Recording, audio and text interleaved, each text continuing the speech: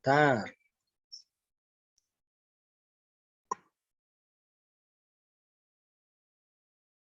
Ya, materi kita penilaian dalam rangka pemanfaatan negara bentuknya sewa. Ya.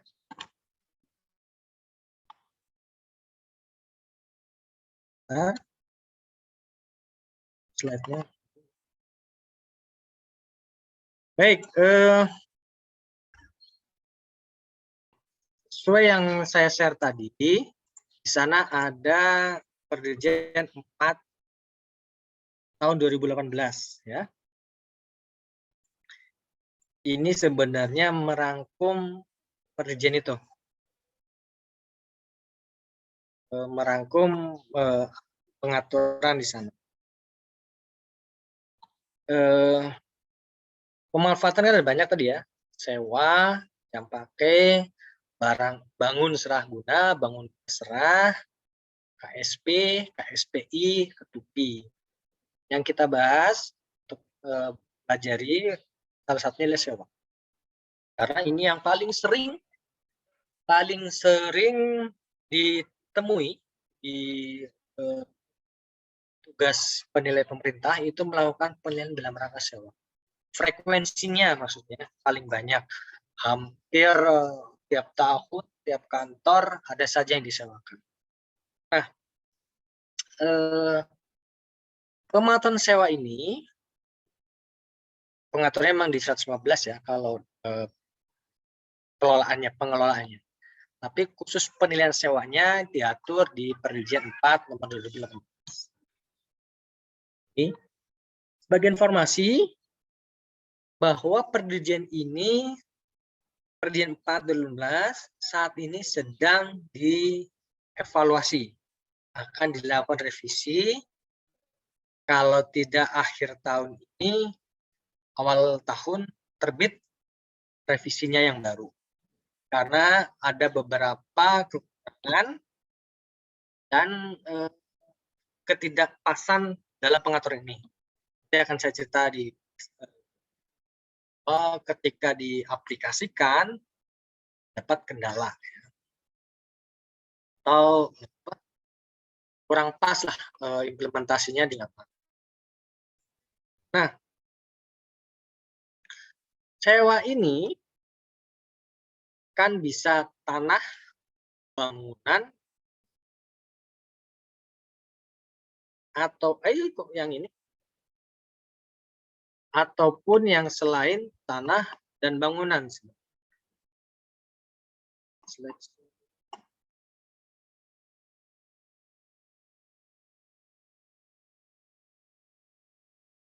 Ya, kalau tanah saja, sebagian tanah dan bangunan, keseluruhan tanah bangunan, dan selain tanah dan bangunan. Oke, baik. Saya akan cerita ya. Kita satu-satu ruang lingkup sewanya. Nanti kita bagaimana menentunya nanti. Kalau tanah kosong, tanah koridor maksudnya gimana Pak? Kalau tahu ya tanah kosong, tanahnya itu nggak ada apa-apanya. Kemudian disewakan pada pihak ketiga oleh pemerintah dalam ini ya, Kementerian Televisi. Saya pernah menilai sewa untuk tanah kosong. Di awal tahun, bulan Februari, saya 2021, ada permohonan dari TNI AU. Ya, mereka memiliki tanah di daerah Tanjung Priuk, tanah kosong, tidak dimanfaatkan. Tanahnya sekitar 8.200 sekian meter. Tanahnya sebenarnya luas, tapi ada beberapa sertifikat. Nah, satu sertifikat itu dia kosong, nggak digunakan. Tadinya digunakan sebagai penyimpanan sementara ya, sementara sebelum gambar. Nah, karena kosong itu nggak digunakan, disewakan. Ya, salah satu barang milik negara dapat disewakan itu kan dia tidak digunakan atau tidak dimanfaatkan untuk fungsi, makanya disewakan. Tanah kosong ini disewakan untuk gudang juga oleh sebuah perusahaan logistik, ya. Mereka menggunakan tanah tersebut sebagai gudang penyimpanan kontainer, kan? Kontainer itu yang kotak nanti yang buat ngangkut barang. Jadi dia mengirimkan barang jasa logistik atau kontainer ke seluruh Indonesia. Nah, cukup itu. Tanah kosong dan dimanfaatkan gudang. Ya, mungkin kan ya, karena di di dekat Tanjung Priok juga itu kalau dari pelabuhan kurang lebih nggak nyampe 1 kilo deh saat pelabuhan bongkar muatnya. Ini sangat lokasinya sangat baik, sangat strategis untuk gudang. Kalau tanah koridor, ini tanah right of way ya, bentuknya memanjang. Nah, kita kan pernah belajar dulu pas kita pilihan tanah dengan karakteristik khusus. Ada Pak Emil, ada. Kalau kalian pernah lihat di pinggir-pinggir jalan, orang jalan udah bagus, terus digali. Itu ada yang di tengah jalan, ada di pinggir jalan. Biasanya yang manfaatkan ini perusahaan operator, pemanfaatan sebagai taruh kabel sat optiknya. Nah, sat optiknya itu ditanam di bawah subsurface ya, yang lewat pinggir kiri kanan jalan. Tanah koridornya bisa di bawah subsurface atau surface di atas tanah ya. Walaupun tanahnya bukan koridor, tapi manfaatnya koridor. Contohnya seperti jalur pipa. Ada beberapa perusahaan minyak yang memanfaatkan tanah. Dalam ini Pertamina ya. Pertamina itu melakukan jadi pipa-pipanya itu berdiri di kanan kiri jalan. Katanya panjang. Itunya kan nggak sampai lebarnya nggak banyak. Paling 1 meter tapi panjang sekali. Kan di atas tuh, tanah koridor di atas. Itu kita melakukan sewa itu. Dulu waktu tanah koridor sih menyewakan tanah yang saya pernah melakukan pilihan untuk yang serat optik ya. Jadi dia menanam kabelnya di situ sekitar 12 meter panjangnya ya. Kita melakukan sewa itu. Kemudian untuk sebagian tanah dan bangunan, ruang kantor, nggak tahu lah ini apa? Jadi ada kantor, kemudian ada sebagian ruangannya yang tidak dimanfaatkan, kemudian disewakan. Contohnya ini biasanya kantor kas, bank, ya. Mungkin kalian lihat di komplek perkantoran pemerintah ada kantor kas di situ, kantor kas bank, entah bank apa di situ ya. Itu memanfaatkan di situ. Kalau kalian lihat kantornya BPKP, kantor pusatnya BPKP yang di Pramuka, itu depannya ada kantor atau cabangnya Bank BRI di situ. Itu sebenarnya ruang kantor sebagian ya. Kantor sebenarnya kan untuk BPKP untuk tugas, tapi karena sebagian nggak digunakan bisa dimanfaatkan, kemudian disewakan kepada pihak Bank BRI. Atau yang pernah saya nilai itu di Kuningan, punya Dirjen Migas. Dirjen Migas punya gedung, dia baru beli gedung, 12 atau 14 lantai gitu. Nah, sebagiannya itu ternyata kosong, maksudnya bisa ada yang nggak digunakan, kemudian disewakan di situ. Penyewanya cukup beragam waktu itu. Ada coffee shop, ada kantor cabang perusahaan minyak asing, ya. Ada juga komersialnya, itu disewakan untuk salon, ada salon salon kecantikan ya kalau salon, bukan salon kecantikan. Yang sekarang tuh, ya klinik lah, klinik kecantikan itu. Sana, ruang usaha. Kalau ruang pertemuan, saya pernah ceritakan Dana Pala ya, gedungnya Kementerian Keuangan. Nah, contoh seperti itu. Gedung Dana Pala, itu tempat pertemuan. Misalkan, saat ini pun saya sedang melakukan penilaian gedung pertemuan. Gedung pertemuannya Kementerian Sosial RI yang ada di Cawang. Di sana ada gedung dulunya itu gedung Yayasan SDSB. Mungkin kalau kalian belum lahir itu ada Yayasan Sosial Dana Berhadiah. Coba tanya orang tua kalian, Pak, SDSB apa, Pak? Jadi dulu Yayasan SDSB itu di sana undian nanti kita bisa dapat hadiah. Nah, itu kemudian dibubarkan menjadi barang milik negara. Di Cawang itu lokasinya strategis. Begitu keluar tol UKI, tol UKI itu langsung nyampe tempatnya. Dekat UKI ya, Universitas Kristen Indonesia, BAKN itu lokasi itu. Jadi itu sedang disewakan lagi karena 2 tahun kemarin pandemi tidak difungsikan karena kan dilarang untuk acara pertemuan ya. Dan ini akan dibuka lagi. Saya sedang menilai ini. Ini kegiatannya per event. Jadi satu eventnya 5 jam, berapa sewanya. Biasanya sih untuk pernikahan. Jarang untuk, meskipun bisa digunakan untuk selain pernikahan ya, namanya gedung pertemuan sebuah acara. Munas, acara reuni atau apa. Tapi biasanya kalau acara-acara itu mereka cenderungnya ke hotel ya. Kemudian ruang ATM, ya sama. Ini biasanya kalau nggak ada kantor kasnya, ruang ATM-nya ada. Kalau ada ruang ATM-nya biasanya ATM yang ada di sana itu ATM payroll ya. Misalnya kantor di JKN. Payroll sistem gajinya dibayar lewat Bank BNI. Biasanya Bank BNI itu nempatin ATM-nya tuh di kantor. Jadi buat transaksi pegawainya banyak rutin kan, kita ATM-nya di situ. Meskipun sekarang penggunaan ATM sudah mulai tergerus ya, terdilusi dengan adanya aplikasi mobile. Sekarang orang lebih fintech ya, financial technology, udah banyak aplikasi di sana. Tapi kebutuhan ATM masih. Ruang penginapan.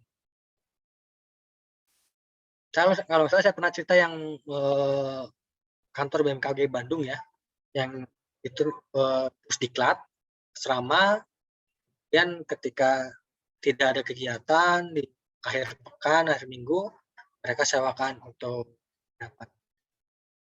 Bulan Agustus kemarin di Jakarta, kalau di Jakarta pernah melakukan penilaian ini juga. Asetnya Kementerian Agama tuh punya tapi itu untuk keseluruhan bangunan. Ini sebagian ya. Kalau sebagian ya cocoknya itu yang tadi, yang pusdiklatnya BMKG.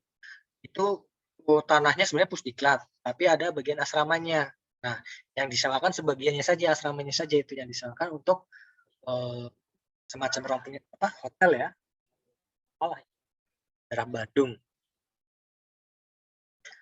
Kemudian kalau menara telekomunikasi ini, ini yang baik yang greenfield, yang di tanah kosong ya, sebagian tanah ataupun yang di rooftop. Ya. Kan kalau menara telekomunikasi itu luas dia. Paling dia 10 kali 10 meter untuk menempatkan kalau modelnya menara ya. Kali 10 itu udah termasuk untuk ruang evaluasi monitoringnya si pekerjanya tuh. Sewa kan dia butuh ketinggian. Sementara kalau yang rooftop itu yang ada di sebagian atas gedung. Kalau di Jakarta banyak tuh rata-rata gedung kantor pemerintah disewakan. Kalau daerah juga tuh Subroto, dari mulai LIPI, DJP, BKPM, apalagi tuh. Kantornya di atasnya ada pihak operator ataupun pihak penyedia antena menyewa BMN untuk menempatkan itu. Yang monopol antenanya biasanya bukan menara ya, tapi tiang panjang aja kayak tiang listrik gitu. Bentuknya monopol satu tiang. Kemudian billboard atau papan reklame. Ini pernah dulu saya menilai bea cukai. Jadi bea cukai punya perumahan di daerah mana itu depan Taman Anggrek. Ada perumahan di sana, pinggir jalan persis. Nah, pihak ketiga pengen memanfaatkan tanah itu untuk dibikin billboard, pasang reklame.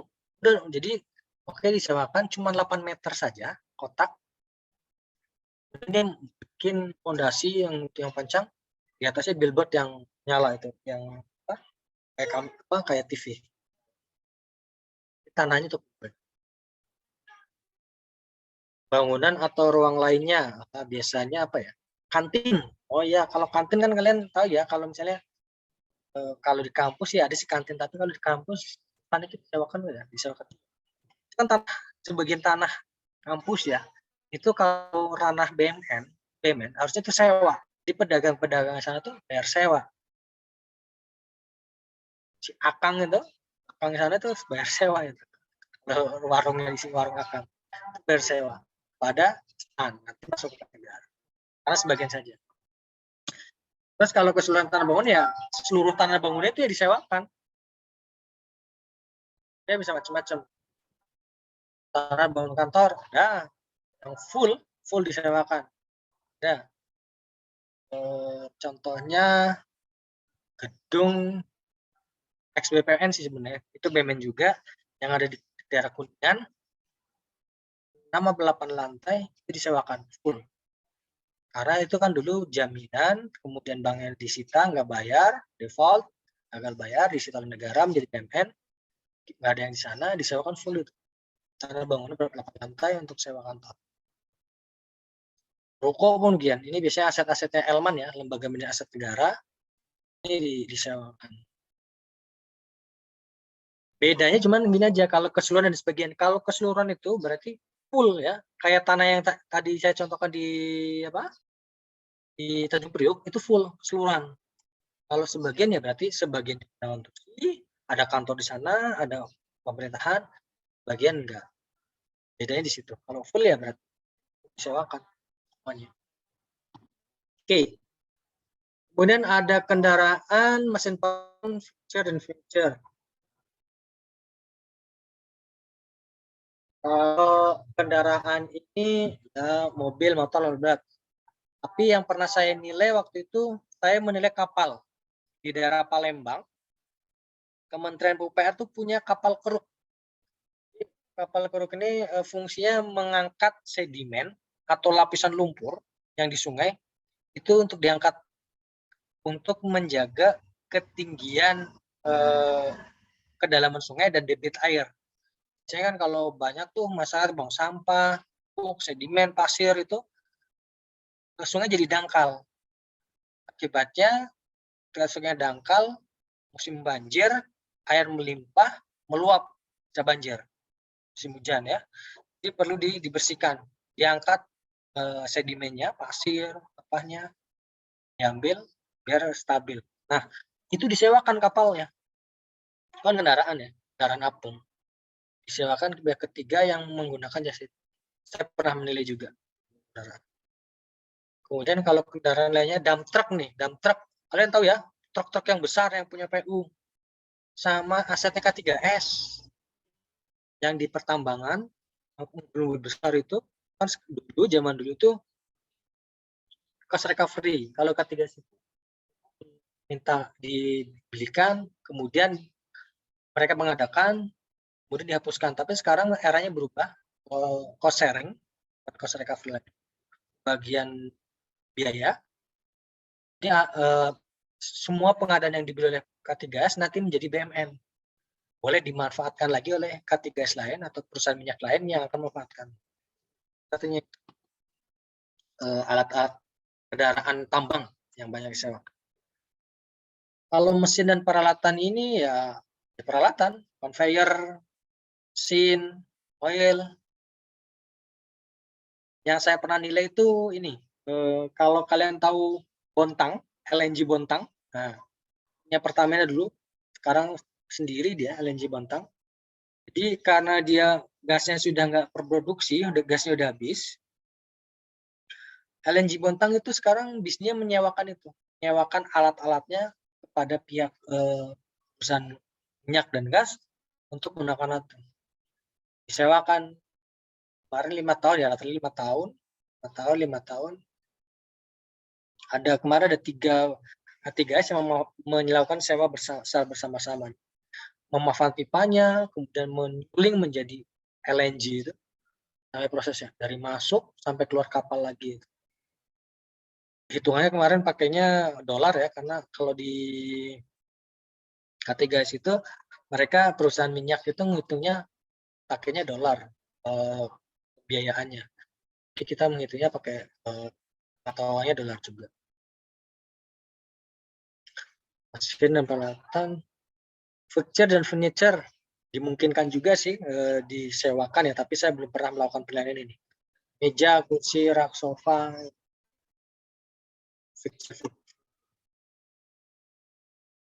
tapi tidak memungkinkan bisa disewakan juga ya. Siapa tahu nanti stan kan punya kursi banyak tuh, disewakan juga bisa.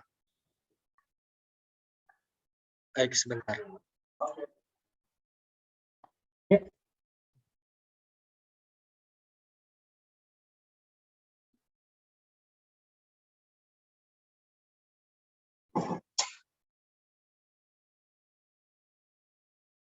Maaf, ada paket lewat.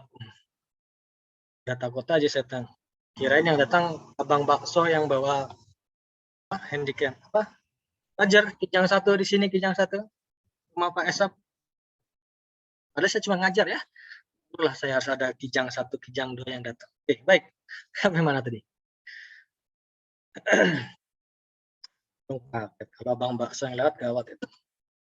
Oke, sebentar. Tadi jenisnya ya. Kalau ini tahapannya. Kalau tahapan penilaian sama. Entah itu sewa, entah itu penilaian aset bergerak, aset tak bergerak, aset tak berwujud, tahapannya akan sama. Dimulai dari pengumpulan data awal ya. Kita memverifikasi siapa yang melakukan permohonan, tujuan penilaiannya apa, objeknya di mana, objek penilaiannya apa. Kalau sewa pun demikian. Sewanya objeknya apa nih? Tanah, sebagian tanah, atau sebagian tanah bangunan, keseluruhan, atau perawatan. Jangka waktunya berapa? Tahun, 5 tahun. Terus ya itu, data awalnya tujuannya apa, jangka waktunya berapa, usulannya. Ya. Nanti setelah data kita peroleh, kan kita melakukan penugasan nih, survei lapangan.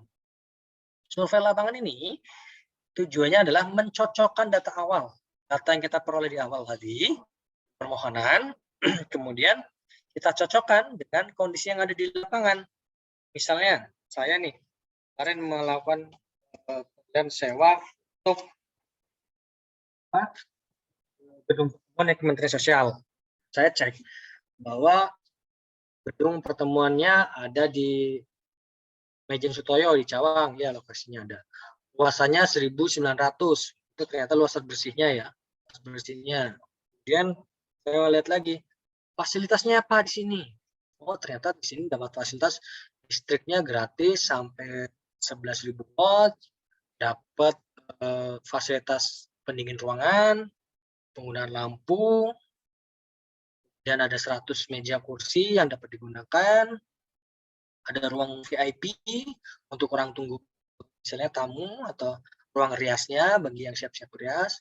Juga ada disediakan meja untuk akad, kalau misalnya akadnya di gedung juga. Tapi biasanya kalau nikah gitu akadnya ada di masjid, atau di mana, tinggal kalau di gedung tinggal resepsi. Biasanya tinggal resepsinya saja.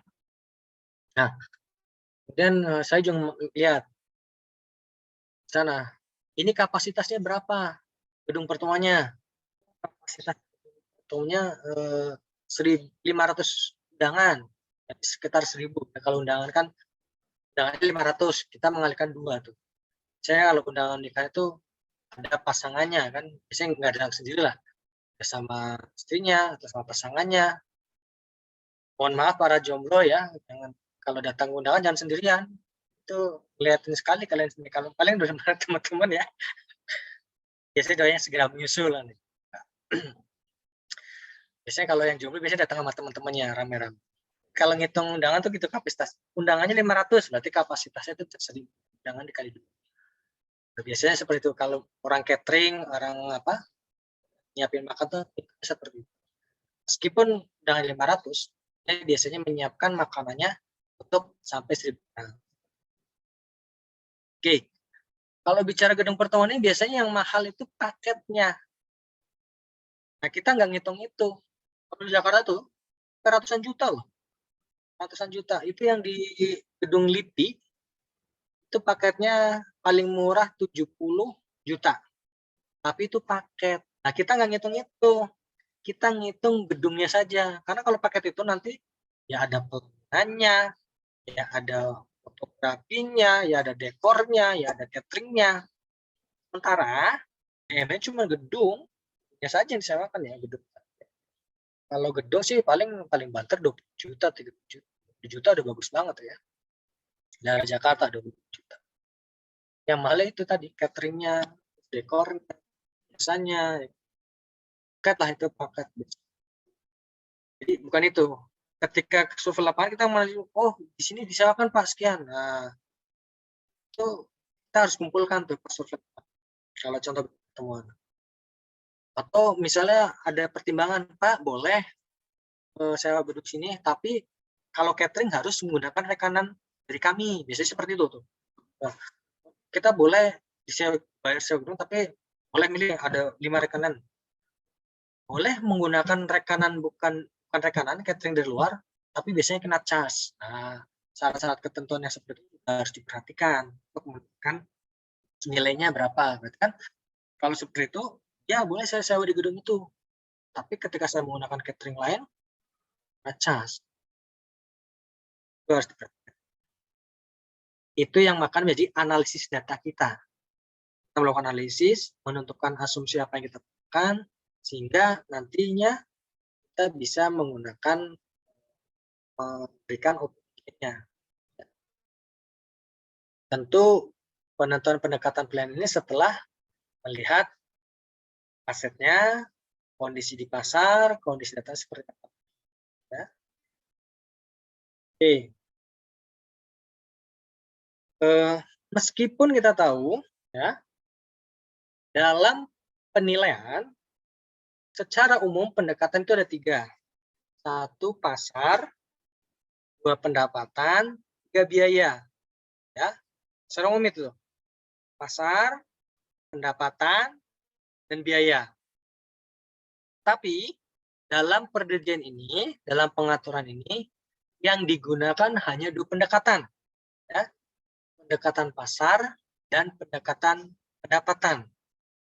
Dan di Perdirjen 4 itu diatur juga, disebutkan bahwa pendekatan yang digunakan adalah pendekatan pasar. Dalam hal pasal berikutnya menyebutkan, dalam hal data informasi pasar tidak mencukupi untuk pendekatan pasar, bisa menggunakan pendekatan pendapatan. Kalau di Perjen ini diaturnya hierarki, ya, wajib pakai pasar, kalau tidak ada baru pakai pendekatan pendapatan. Itu pengaturannya, wajib pakai pasar. Sebenarnya kalau penilaian sebenarnya mana data yang mencukupi, ya, nanti gunakan silakan penilaian yang mana. Tapi di sini diatur seperti kayaknya nanti di revisi berikutnya enggak seperti itu. Karena kalau nanti kita lihat di dalam contoh perhitungannya, ketika menentukan pendekatan pendapatan, sebenarnya kita menggunakan pasar juga datanya, dan itu bisa digunakan sebagai pendekatan pasar. Nah, pendekatan yang digunakan dalam perjanjian ini, pertunjukan di sini ada 2 kan, pendekatan pasar, pendekatan. Metodenya kalau pasar cuma 1, sales comparison, ya, perbandingan data pasar, membandingkan saja, bandingan sales comparison-nya. Tapi kalau pendekatan metodenya ada 3, direct capitalization, gross income, dan GF, harus cash terdiskonto, discounted cash flow. Tapi per objek yang bisa menggunakan discounted cash flow hanya objek pemanfaatan tanah dan selain tanah dan bangunan. Yang lainnya direct capitalization dan GIM, gross income multiplier. Kalau kalian sekarang sedang belajar penilaian profit komersial, ini dua ini udah familiar lah. Direct income capitalization dan GIM. Ya. Kan sebenarnya ini pun base-nya on pasar kan. Pendekatannya dari pasar. Kapitalisasi dari pasar. GIM udah dari pasar, Pak. Tidak wajar dibagi net operating, dibagi gross income-nya. Mau angka pengali nanti. Oke. Tapi pengaturannya ini masih pengaturannya ya. Kita ikut tanah itu bisa full ya kalau tanah kosong. Bisa pasar, katanya full. Tapi kalau koridor, tanah koridor, sebagian tanah bangunan, ataupun keseluruhan tanah bangunan, itu cuma dua metode pendekatan pendapatannya ya. Kapitalisasi pendapatan dan gross income multiplier. Oke.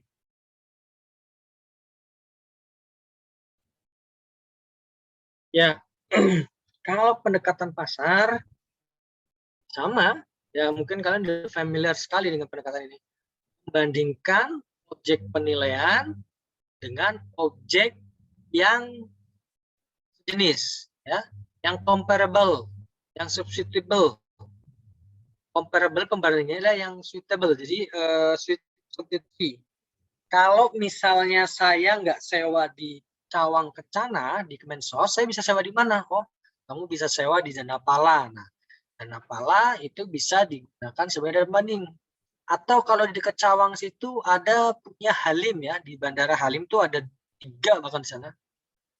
Ada Puri Garini, Arya Garini, Isma Garini, semua bisa digunakan semua tuh. Orang Jakarta pasti tahu tuh, daerah Cawang Halim. Lumayan eksklusif ya kalau yang daerah Halim itu mahal lagi sana, mewah memang. Nanti kita akan membandingkannya peer to peer. Yang tidak sama, maka kita lakukan penyesuaian atau adjustment. Itulah ya. Jadi nyari pasarnya, objek yang kita apa, nanti kita lakukan penyesuaian. Ya. Semua ya, datanya dikumpulkan. Karakteristik yang menentukan nilai, determinan. Misalnya kalau pertemuan tadi kapasitas ya, kapasitas undangan tuh mempengaruhi. Yang luasannya lebih besar, kapasitasnya besar, sewanya lebih mahal ya. Orang kan bisa menampung banyak tuh. Atau lokasi. Nah, lokasi di Cawang tuh bagus. Yang punya Kemensos. Dia begitu keluar tol Cawang, yang kalau dari utara itu belok kanan muter lewat bawah underpass langsung masuk. Dan dari selatan, dari Bogor, dari Depok, dari selatan itu keluar kiri Cawang harus lilitan dari pintu tol cuma 500 meter nyampe lokasi. Bagus. Dibandingkan misalnya objek pertemuan lain. Kan kalau di Jakarta itu penting sekali ya aksesibilitas. Karena apa? Macet. Nah, itu bahaya. Janjian undangan mulai jam 10. Nah, oke lah. Kita nanti mulai dari sini jam setengah 10 aja. Ternyata macet ya. Nyampe lokasi jam 1. Habis itu rendangnya, habis itu ikannya ya kan. Undang-undang aja tapi makanannya kita kehabisan ya. Aduh, es krimnya nggak dapet. Itu kan nggak ada, waduh. Itu tadi. Lokasi juga sangat penting ya. Atau jangan-jangan kalau zaman waktu digital seperti itu kan kameranya pakai roll ya. Orangnya beli film dulu, rollnya habis. Gawat itu. Lambat datang undang. Nah, karakteristik tadi yang sebagai determinan nilai kita catat. Nanti perbedaannya itulah yang kita akan lakukan penyesuaian. Nah, ini ada contohnya. Ini contohnya ruko malah ini ya. Ruko di Tamrin City, Tanah Abang sana ya. Tamrin City. Ini kalau tidak salah asetnya ex Elman BPN. Jadi aset ini disita jadi milik negara karena ruko ya. Mungkin dimanfaatkan untuk kantor apa ya, untuk ruko lagi. Siapa yang peran? Ya disewakan lah. Sewakan kepada ya swasta atau pihak. Kebetulan ini pembandingnya pun daerah Tamsit juga. Ruko yang komplek protokolnya yang sama. Cuman beda blok aja ya. Blok E, blok B, blok E. Offset. Kita blok A. Nah, market grid ini mencatat karakteristik dari properti yang lokasinya sama nih. Bukan kata semut abang, Tamsit. Aksesnya baik ya, luas. Nah, luas yang mempengaruhi. Kan kalau semakin luas kita bisa mendisplay barang kita atau menaruh apa usaha kita makin luas ya. Posisi orang usaha, transaksi, ya ini nggak harus seperti ini ya, tapi item-item ini bisa saja nambah tergantung dia mempengaruhi nilai atau enggak. Jadi template-nya nggak harus. Tapi yang sekarang diatur di CKN, ini nanti penyesuaiannya tidak seperti ini. Nanti kita menggunakan two-step adjustment.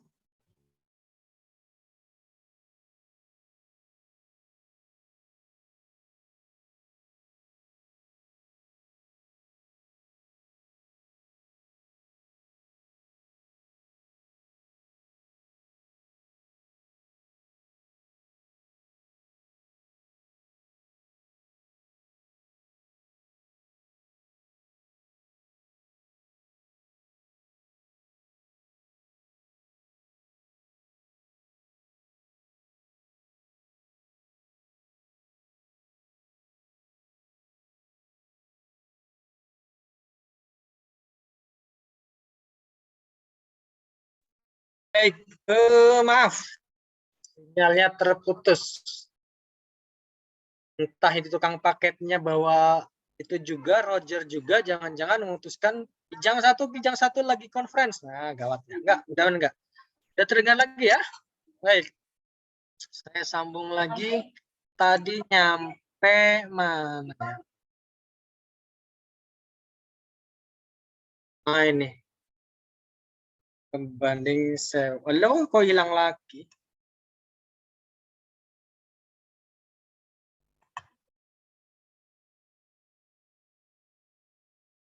Oke. Nyambung. Tadi terputus. Penyesuaiannya menggunakan 2 kali penyesuaian. Penyesuaian yang pertama adalah penyesuaian transaksional, dan berikutnya penyesuaian non transaksional atau karakteristiknya. Jadi kalau non transaksional, misalnya kalau sewa ini berarti jenis transaksinya, ya, dia penawaran misalnya masih ditawarkan atau udah kontrak sewa, kan itu beda. Itu tidak terkait dengan propertinya. Atau jangka waktu sewanya. Jangka waktu sewanya, oke, di sini bayarnya per bulan. Oh, di sini bayarnya tahunan. Nah, itu beda tuh nanti. Antara bayar per bulan, jangka tahunan kan biasanya beda. Oh, boleh sewa di sini, tapi sewanya dia harus sewa minimal 6 bulan. Nah, itu nanti penyesuaian di non transaksi, penyesuaian di transaksi ya. Sama tuh kalau di daerah kampus biasanya milik kos-kosan mintanya 1 semesteran. Kenapa? Ya mahasiswa ya nggak bisa dipercaya, sewanya ya semester. Kalau sewa bulanan, hari ini sewa, besok kabur, wah nggak cocok Bu, ini airnya jelek. Anaknya ibu kos udah besar semua, nggak ada yang ini. Kos kan biasanya kalau di kos-kosan pengen secure ya, pemilik pengelolanya, soalnya kalau nggak 6 bulannya setahun. Nah, kenapa? Dia merasa aman dengan aliran income dia. Dan biasanya kalau yang sewanya panjang gitu lebih murah dibanding sewanya yang bulanan. Oh nggak apa-apa, kamu bayar sewa sebulan. Tapi kalau lu bayar sebulan, oh, dia bayarnya 700 per bulan. Nah, kalau misalnya kita hitung, kalau misalnya sewanya per tahun, hanya 500.000, kan untung kan 200.000. Karena risikonya tadi, khawatir bulan ini cost, bulan depan nggak cost. Nah, itu biasanya mengcover risiko seperti itu. Oke. Nah, nanti perbedaan yang mempengaruhi itu di adjustment ya. Ini kan udah terbiasa kalian. Cuman yang nggak terbiasa adjustment-nya jangan main 1%, 2%. Ini kalau dalam persentase ya, bisa juga dalam jumlah rupiah. Keluarnya angka 1, keluar angka 5, 4, 3, dan seterusnya itu harus ada landasannya. Ada teorinya. Misalnya luas. Ternyata di sini plus 1. Sini apa? Ya. Ternyata yang 6 dan 8 kan pembanding 1 10. Pembanding 2 itu 10 meter. Pembanding 2 dan 3 6 dan 8. Berarti kan ini jelek nih. Harus kita tambah plus kita 1%. Selisihnya 10 ke 6, 10 8 harusnya beda nih, nggak sama. 8 per 10, 2 per 10, itu sekitar berapa persen. Nanti disesuaikan di situ. Perbedaan itu base-nya on data ya. Jangan, wah, ketika ditanya, iya Pak, tim yang kemarin 5% penyelesaiannya. Jadi saya ikutin tim yang kemarin. Ya saya seperti itu. Kalau yang pernah saya jumpai itu ketika jualan atau peer, jawabannya seperti itu. Nggak bisa seperti itu, nggak boleh. Harus ada dasar. Ya. Ini nanti bisa dipelajari lah. Ini udah kalian udah tingkat 3, adjustment ini kan bisa dengan statistik ya, bisa menggunakan regresi, bisa menggunakan penyesuaian berpasangan, pair adjustment, bisa based on cost, biaya, atau berdasarkan luasan ya. Kalau data pembanding lebih baik dibanding objek penilaian, kita minus. Tapi kalau data pembanding lebih jelek dari objek penilaian, kita plus. Itu sebenarnya yang jangan sampai salah. Plus minusnya, menambah, mengurangkannya, melakukan penyesuaian. Itu fatal kalau sampai salah ya. Sampai salah, sangat fatal sekali. Misalnya objek pembanding baik, tapi di plus, ya harganya makin tinggi. Ya. Oke. Pendekatan pasar ya. Ini semua bisa nih, semua bisa. Ruang ini ruang kantor. Saya pun gedung pertemuan menggunakan pendekatan pasar. Ada pasarnya. Kenapa? Karena ada transaksinya. Apa yang ada? Objek ini menara telekomunikasi, alat komunikasi ada. Banyak gedung pemerintah atau gedung swasta yang dijadikan sewa oleh pihak operator atau penyelenggara itu ada. Kita minta saja kontraknya. Ini pernah kontrak di mana? Sini kontraknya saya lihat. Saya akan bandingkan. Nah, kontrak itu kita bisa cekkan. Nah, kalau nggak ada, baru kita menggunakan pendekatan pendapatan. Tapi rata-rata ada pasarnya. Yang nggak ada itu tadi. Saya menilai kapal ya, kapal keruk yang di Palembang sama LNG Bontang. Itu nggak ada orang yang ada mungkin tapi 1:100 ya. Di Indonesia LNG itu ada berapa? Bontang sama Harun. Ada 2 lebih. Susah datanya. Saya ketika melihat Harun itu, saya menggunakan pendekatan pendapatan. Nah, pendekatan pendapatan ini ada 3 metode ya yang tadi disampaikan. Income capitalization, gross income multiplier, dan discounted cash flow. Tapi yang discounted cash flow khusus untuk tanah kosong dan selain tanah dan bangunan. Nah, kalau yang lainnya hanya boleh income capitalization dan gross income multiplier. Oke. Kalau metode kapitalisasi dengan cara mengalihkan nilai objek penilaian dengan tingkat kehalusan tertentu. Nah, ya. Jadi kita cari dulu nilai pasarnya atau nilai wajar dari objek penilaian. Contohnya kalau saya menggunakan tadi contoh yang di Tanjung Priok yang digunakan gudang. Kalau saya menggunakan perkara pendapatan, saya nilai dulu. Saya cari tanah yang 8.200 meter sekian itu nilainya berapa. Oh, ternyata nilai di daerah Tanjung Priok itu saya melakukan penilaian, rata-rata nilainya meter perseginya 15 juta. Berarti 15 juta dikali 8.000. Ketemulah nilai wajarnya. 15 kali 5, 40, 12 miliar. Nilainya 12 miliar. Nah, berapa tingkat kapitalisasinya? Taruh 1%, 29 kali 1. Berarti 120 juta setahun sewanya. Kalau menggunakan income capitalization. Nah, sulit di Indonesia, kendalanya adalah susah mencari direct cap. Makanya saya bilang sebenarnya ketika kita menggunakan pendapatan dengan income capitalization, itu sama saja kita menggunakan pendekatan pasar. Ini contoh perhitungannya ya. Kita ketemu dulu nilai wajarnya, kemudian ternyata tingkat kapitalisasi 1%. Berarti nilai wajarnya 1,5 dikali 1. Sewa per tahunnya itu 15 juta. Tahun ya. 15 juta. Nah, 1% ini nyarinya susah di Indonesia. Ada tapi susah sekali. Ini pun kalau tanah kosong, kalau sesuai peraturan ini menggunakan kapitalisasi sejenis. Jadi kalau ada tanah kosong, tingkat tanah kosong, tanah industrial itu tingkat kapitalisasinya berapa? Di Indonesia itu susah ya. Dulu waktu saya belajar di ngambil S2 di Belanda sana, data ini mudah sekali dicari. Belilah ya, kita sendiri beli data. Waktu itu memang ada yang publish ya, ada yang publish, ada yang beli juga. Di sana itu udah masing-masing lembaga riset itu, kalau di sana kayak kantor pertanahan BPN, di sana mencatat semua transaksi. Kalau yang komersial ini ada semacam lembaga komersial, semacam BPS di sana, mencatat ini. Dia pun mengeluarkan kapitalisasi untuk residensial, komersial, industrial tuh masing-masing ada. Jadi waktu praktek di sana, orang pada bilang, bisa kok bisa? Ya iya, kalau di sini gampang, mudah. Saya tinggal ngambil ketemu. Kalau di Indonesia nyari ini susah. Nih, saya lihat ke perizinya ya, sebentar.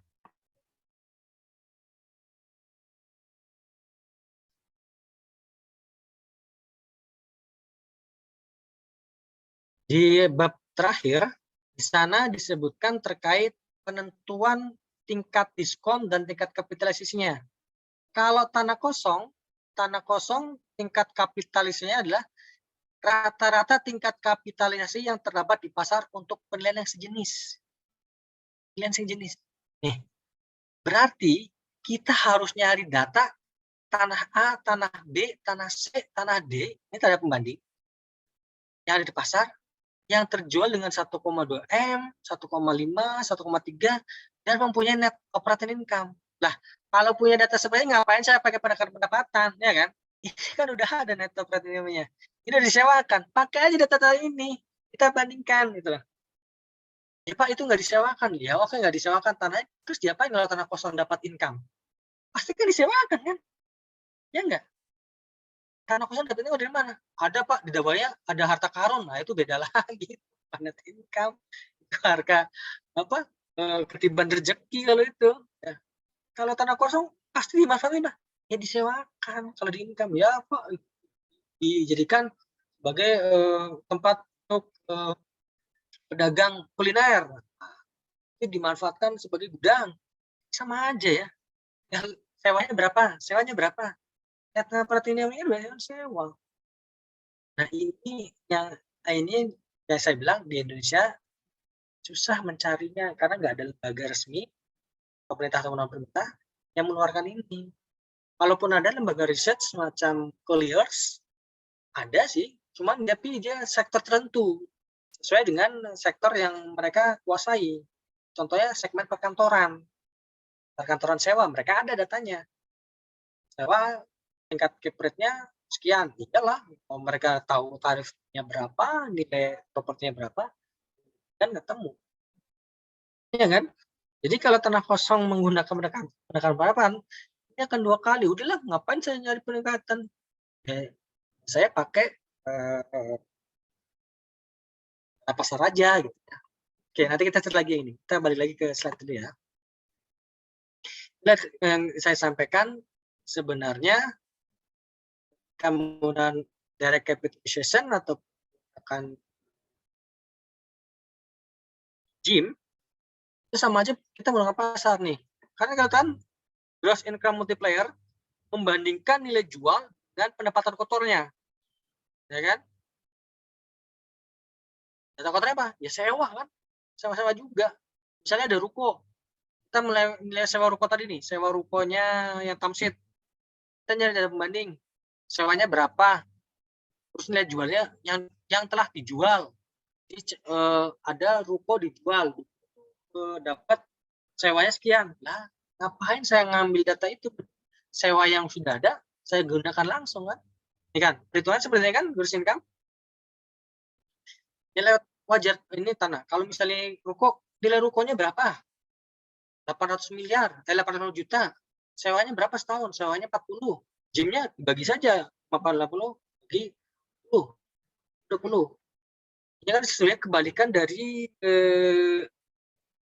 kepret ya. Kalau kepret kan berdasarkan operating bersihnya. Kalau ini gross income-nya, kotornya ya.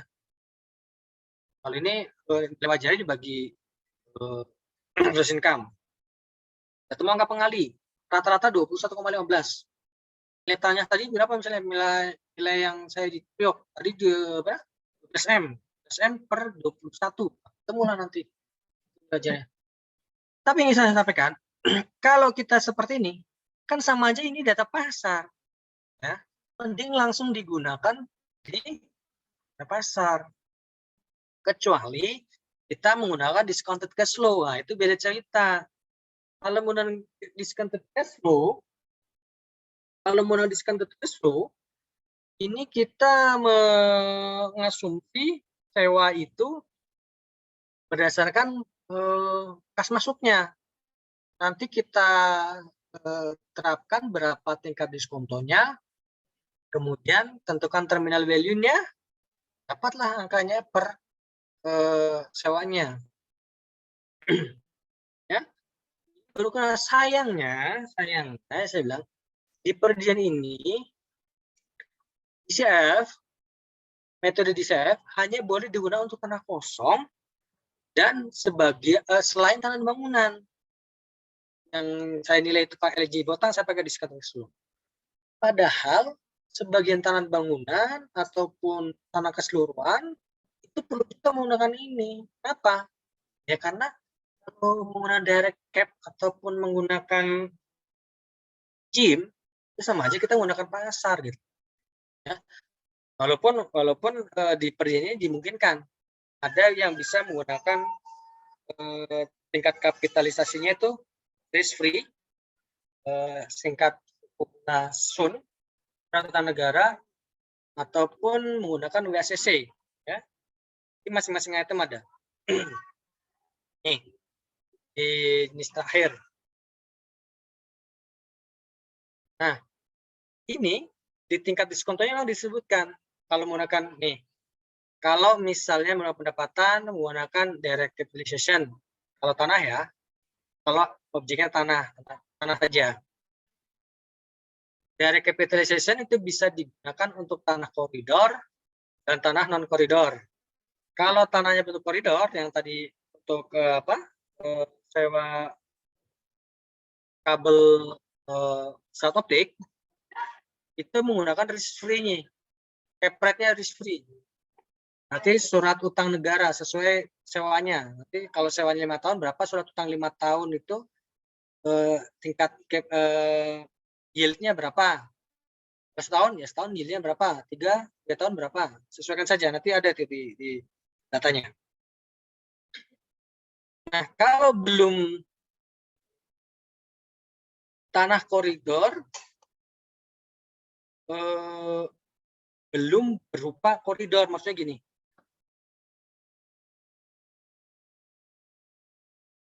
Belum sudah berupa koridor. Tanahnya itu nggak koridor sih, tapi memanjang. Dia belum berbentuk koridor. Kalau koridor kan jelas jalan, kereta api ya.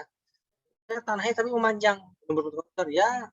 tanah kosong menggunakan summation method atau WSCC. Sama ini kalau summation method, WSCC kalau summation method kan menjumlahkan saja ya. Tingkat risk free dikurangi nanti risk market, tambahkan risiko, nanti ada perhitungannya. Atau WSCC. Ini enak nih kalau seperti ini. Tapi kalau risk free-nya risk kapitalisasi menggunakan kapitalisasi pasar, ini yang repot nih, tanah dan bangunan. Ini menggunakan kapitalisasinya pasar. Padahal objek penilaian barang itu banyak kan tanah dan bangunan. Ketika di pasar, ya menggunakan pendekatan pendapatan ya repot. Mending kita kan pasar. Mesin pelatihan mungkin. Oke. Itu tingkat diskonto dan kapitalisasinya. Ini makanya yang saya sampaikan ini sedang direvisi. Salah satunya nanti tidak hanya ini, mungkin dibuka yang diskon sebelumnya. Bisa digunakan semua dan ada penambahan metode. Salah satunya menggunakan pendekatan skala skala rating skala. Jadi bisa digunakan skala rating. Nah, kita kembali ke diskonto. Ini kalau ini menentukan sama prosesnya. Kita nilai dulu nilai wajarnya. Saya tanah kosong ya di Jakarta tadi. Tanahnya 12 miliar. Oke. Jangka waktu berapa tahun? Jangka waktunya 5 tahun. Oke, kita akan sewa 5 tahun. Kemudian kita menyusun proyeksi arus kas. Besaran nilai wajarnya berapa menggunakan uji sensitivitas. Ini sebenarnya kalau di Excel, kalau kalian udah terbiasa menggunakan goal seek ya, di data analysis menggunakan goal seek, nanti tinggal klik ketemu semua. Nah, kemudian menentukan besaran tingkat diskon. Nah, ini tingkat diskon kan tadi udah ditentukan ya. Kalau tanah kosong berarti dia menggunakan risk free. Ya, sesuai jangka waktunya. Nanti tinggal dimasukkan, hitung. Ini ada contoh. Angkanya masih 1 miliar, 1,5 nilai wajarnya. Tingkat kapitalisasinya 1%, 5 tahun. Oke. Nah, saat ini kayaknya nggak cukup untuk menjelaskan cara menghitung. Saya janji pertemuan berikutnya kita akan bahas ini, menghitungnya sama-sama. Tapi konsepnya gini dulu. Saya akan menjelaskan konsepnya dulu aja. Jadi, ketika kita sudah tahu nilai wajarnya, misalnya 1,5 nih, 1,5. Kemudian kita membuat proyeksi kira-kira kalau 5 tahun, sewanya itu berapa? Dengan mempertimbangkan terminal value. Ingat, terminal value itu muncul ketika kita memprediksi tidak sampai habis. Karena kan di akhir periode, aset itu kembali ke pemerintah kan. Nah, menghitung terminal value-nya itu growth plus 1 plus cost ya. Kayak gini. Apa?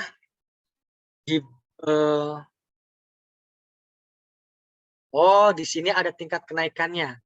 Bahwa sewanya itu tiap tahun naik per tahun naik 2%. Jadi diasumsikan sewa tuh naik 2%. Ketika dia bayar di tahunnya berapa, nanti di present value kan. Menghitung juga tingkat terminal value-nya, karena tingkat kembaliannya, capture rate-nya. Nah, ini sebenarnya menghitungnya kan asetnya 1,5. Di sini pun PV-nya harus 1,5. Nanti di sini akan muncul otomatis berapa angka sewanya per tahun. Ini kan belum pas nih. 1,79. Nah, perhitungannya. Nah, ketika kita menggunakan goal 6 secara Excel, dia akan nyari sendiri tuh. Menyamakan nilai wajar kita yang 1,9 dengan present value-nya. Nanti sewa per tahunnya kalau dibayar per tahun itu sewa tahun pertama 20,8. Tahun kedua sewanya 21. Tahun ketiga 21,7. Seterusnya. Ya. Kalau dibayar di tahun pertama, tiap tahun, bayar tiap tahun ya. Kalau bayarnya di muka asal 5 tahun ya, ini masanya di present value kan. Kalikan ini ke sini, ke sini, ke sini, ke sini, ke sini. Nanti ini tahun 1, tahun kedua, tahun ketiga, tahun 4, tahun 5 di total. Setelah sewa kalau dibayar selama tahun. Ya. Ini saya janji sekarang. Konsepnya dulu jadi seperti itu. Kita cari nilai wajarnya dulu. Kemudian kita proyeksi berapa tahun angkanya. Kita akan jadi berapa tahun. Dan kita tentukan ada kenaikan enggak sewanya.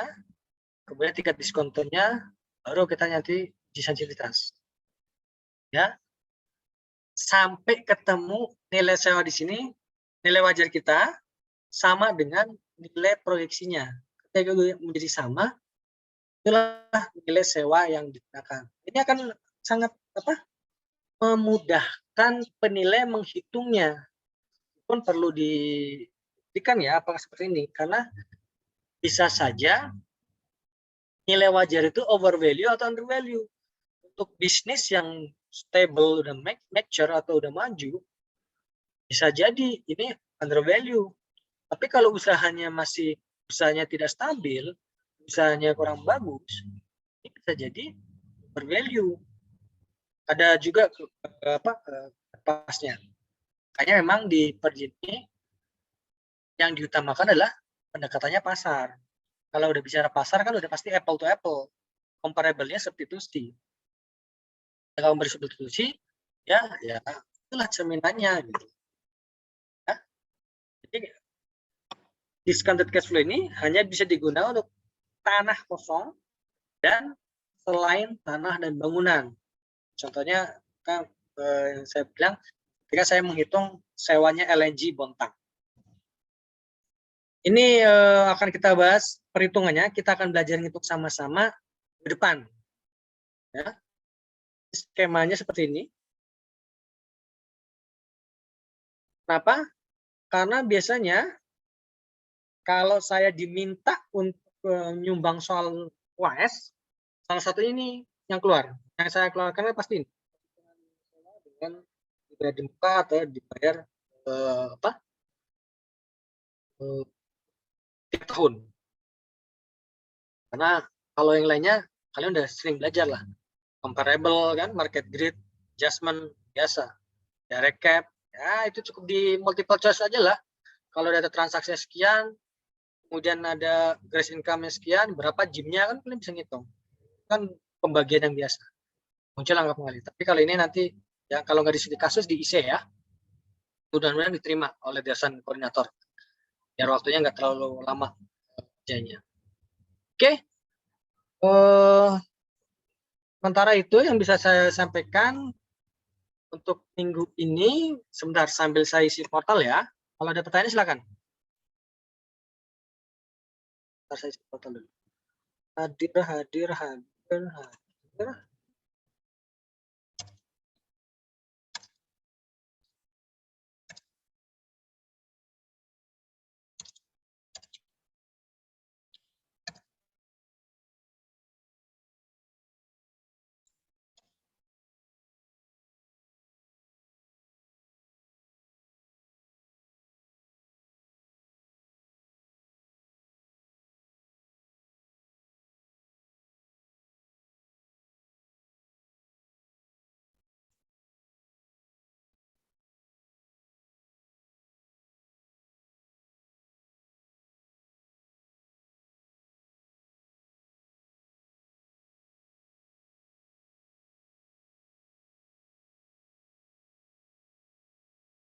Kalau kalian baca di perjanjiannya, itu ada contoh-contoh template hitung menggunakan gaya pendekatan pasar ya. Pendekatan pasar, ini ada template-nya di sana untuk semua jenis. Pertemuan, bahkan antena BTS ya, menara telekom, menara seluler itu ada. Contoh market grid-nya. Sama item-item faktor-faktor aja apa saja yang determinan mempengaruhi nilai. Ya. Cuman yang di perizinan 4 ini masih menggunakan single step adjustment, ya, masih menggunakan satu penyesuaian menurut dari atas itu memisahkan transaksional dan non transaksional sesuai pengaturan yang baru, ya. Kalau di DJK itu sudah menggunakan dua penyesuaian kalau menggunakan pasar. Oke, sementara itu izin bertanya, Pak. Ya, Imam, monggo. Saya penasaran ini, Pak. Apa mungkin saya yang kemarin kelewat ya, Pak? Di tanah koridor itu ada batasan luas nggak sih, Pak? Misalnya berapa meter persegi yang bisa nanti buat kena sewa gitu, Pak. Kayak kan saya lihat tuh kayak di jalan-jalan tuh banyak bangunan-bangunan yang dibangun kayak masyarakat tuh bangun bangunan itu di samping jalan itu. Itu dikenain sewa nggak, Pak ya? Ya, betul, Imam. Memang kalau kita lihat jalan itu sesuai undang-undang pengaturannya, itu kan ada rumija, rumah milik jalan, rumaja, rumah manfaat jalan, wasja, pengawasan jalan. Itu sebenarnya batasannya ada. Batasannya ada. Di undang-undang, ya. Cuman terkadang masyarakat ini bandel, ya. Masyarakat jelas-jelas ada aturan, ada GSB, dari sempatan bangunan. Dia nggak boleh bangun kalau lewat sekian meter dari sempatan bangunan. Itu mereka nggak bayar, harusnya itu ditegur dan bangunan itu harus dibongkar. Cuman, pengaturan jalan ini ada dua pengelola. Ada jalan nasional, kalau jalan nasional ini berarti pemerintah pusat. Ada jalan provinsi dan jalan kabupaten. Nah, ini yang membedakan. Kalau jalan provinsi, berarti pengaturan pengelolanya ada di provinsi, pemerintah daerah provinsi. Kalau jalan kota kabupaten, pengaturannya pun pengelolanya dari jalan kota kabupaten. Nah, ini yang repot. Bang Tindinanya ini kadang ya mereka merasa ini kewenangan saya, ini bukan kewenangan saya. Sebenarnya kalau saya itu nggak boleh, man. Bangunan itu harus dibongkar. Kenapa? Karena mengganggu jelas keamanan pengendara atau pengguna jalan. Jangankan itu ya, kemarin terakhir itu apa di Kulon Progo apa? Truk lewat nyamber kantor polisi itu, terjang semua. Padahal kantor polisinya jauh, ya. Itu menghindari hal-hal seperti itu. Malah sekarang banyak kan itu ya, orang buat warung kecil terus buat nongkrong di situ, apa ojek online nungguin orderan, banyak pemanfaatan itu harusnya nggak boleh. Kalaupun ada izin pemanfaatan nggak bisa, karena itu bukan dimanfaatkan pada ketentuan yang berlaku. Kalau misalnya dimanfaatkan saat optik, kabel itu kan di dalam, ya, ditanam, jadi kan tidak mengganggu lalu lintas. Atau misalnya pipa air, kalau air masih di luar. Tapi kalau pipa gas, pipa minyak biasanya nggak di dalam. Pipa minyak, gas itu biasanya di luar. Karena ada tekanannya, ada apa, takut meledak, kebakaran, biasanya dia surface. Jadi kalau itu nggak boleh, man. Kita narik ini juga. Tapi memang itu kita harus lihat itu kewenangannya ada di siapa pengelolanya. Pemerintah provinsi kah, kabupaten, atau pemerintah pusat. Kalau pemerintah pusat dalam milik Kementerian PR itu udah lumayan tertib lah. Jangankan yang seperti itu kepala udah karena kita evaluasi terus, ya, kita monitoring terus. Itu, man.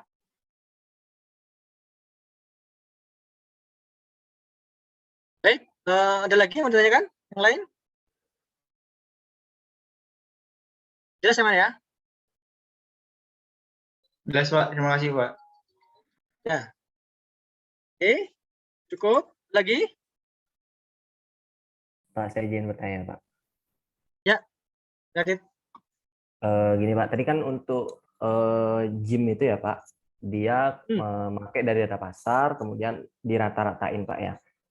Terus tadi juga sempat lihat di Perdijen itu memang menggunakan rata-rata. Tapi saya penasaran gini Pak, kenapa harus rata-rata ya Pak? Karena mungkin saya contohkan misalnya ada 3 data gitu. Katakan data itu 1, 1, 1 gitu kan, kalau dijumlahin rata-rata kan rata-ratanya 1 gitu. Tapi kan bisa aja rata-rata itu berubah ketika salah satu datanya itu jauh banget simpangannya sehingga menyebabkan rata-rata berbeda. Nah, gimana ya Pak? Kenapa mesti rata-rata Pak? Bukankah jadi nggak akurat ya Pak? Atau gimana ya Pak? Gitu Pak. Terima kasih Pak. Oke, setuju sama Radit. Benar, karena kita dapatnya ini juga yang sedang direvisi untuk perizinan berikutnya. Kenapa harus kita maksain rata-rata? Kalau misalnya dapatnya nggak pas, kan nggak akan ini kebetulan yang dijadi contoh kan nggak beda jauh nih 10, 10,5 walaupun ada yang 9. Tapi ketika rata jadi 10,15 ya kan? Padahal tadi nanti sampaikan kalau simpangannya jauh Pak akan bias sekali. Nah, Radit, makanya biasanya kita ketika menggunakan ini kita menggunakan simpangannya nggak terlalu jauh, Radit. Makanya repot sebenarnya kalau kita menggunakan ini. Ketika simpangannya nggak jauh ya Pak, datanya cuma 2, berarti simpangannya jauh yang kita nggak bisa gunakan, ya nggak bisa digunakan. Repot memang ini pengaturan ini. Kalau seperti harusnya ya nggak rata-rata ya. Contohnya kita bisa menggunakan nilai tengah ya kan. Jangan harus melulu min ya, nilai tengah rata-rata. Atau bisa menggunakan geomin ya. Rumus geomin kan ada tuh. Itu lebih pengen lagi. Jadi akan lebih rata ininya. Ya ini kemarin mungkin kejar tayang ya perdinya nggak sampai kepikiran ke sana, makanya untuk kita evaluasi kita revisi nggak akan rata-rata, karena kalau rata-rata benar yang Radit sampaikan, kalau simpangannya besar akan jomplang, apalagi kalau misalnya objek pilihan kita ternyata nilainya value-nya di bawah yang data ada gitu, pasti akan di bawah bias, itu akan bias sekali. Jadi orang akan protes, Pak sewa tinggi banget, nilai saya nggak segitu. Tapi secara peraturan, secara perhitungan benar, cuman nggak diterima oleh pasar. Nah itulah salah satu perbaikan yang akan di. Oke Radit, jadi salah satu yang saya sampaikan benar. Jadi ketika bukan ngakalin ya, ketika kita implementasinya, ketika biasnya besar, simpangannya besar, data itu kita anggap outlier, kita nggak pakai. Tapi kembali lagi, ketersediaan data kita di Indonesia itu sangat terbatas, itu yang susah. Saya sama-sama itu. Ya, Radit. Baik Pak, terima kasih Pak. Nah, terima kasih. Ada lagi yang lain?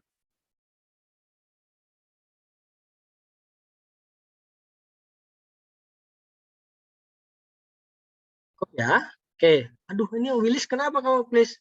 Kuliah, UTS, USK, UAS, UTK. Aduh, kenapa dia? Jangan stres gitu, Willis. Aduh. Tugas, Pak. Oh, banyak tugas. Semangat, semangat. Aduh, MU udah nggak main, dipending 2 kali nih. Nggak masalah, nggak masalah ya. Yang penting sehat, semangat ya. Iya, Pak. Oke. Baik, saya pikir cukup sekian ya. Saya masih punya PR terkait kita menghitung discounted cash flow ya. Kita mudah-mudahan pekan depan. Enggak. Tunggu. Saya dikasih tahu sekretariat besok libur ya. Kita ketemu tahun depan. Oke, kita ketemu tahun depan. Ya enggak sih? Iya, tahun depan lah ya. Libur kita. Oke. Sekian, terima kasih. Selamat liburan. Ingat, tetap jaga kesehatan ya. Biar bisa nanti lulus atau tetap muka ketemu sampai sakit. Walaupun PPKM dicabut ya. PPKM dicabut, tapi harus tetap jaga kesehatan. Virusnya masih ada. Oke. Cukup, terima kasih. Selamat liburan. Kita ketemu tahun depan. Saya Liv ya. Terima kasih, Terima kasih. Pak. Terima kasih Pak. Terima kasih, Pak. Pak.